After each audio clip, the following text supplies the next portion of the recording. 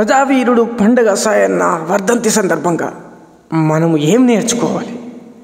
పోరాట పటిమను మర్చిపోయిన మూదిరాజులు రిజర్వేషన్లు, అణగారిన వర్గాలు అనగదొక్కుతూ ఉంటే ఆ అనగదొక్కిన జగలనే బతకనికే ఎందుకు ప్రయత్నిస్తున్నారో అర్థం కాని సందర్భం ఇది.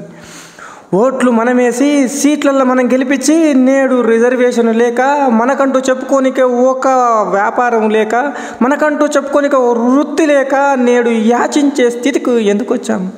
ఇంటికో పండగ సాయన్న ఉన్నాడు, కానీ పండగ సాయన్న నిద్రావస్థలో మగ్గుతున్నాడు, రాజకీయ కాళ్ళ దగ్గర ఊడిగం చేస్తున్నాడు.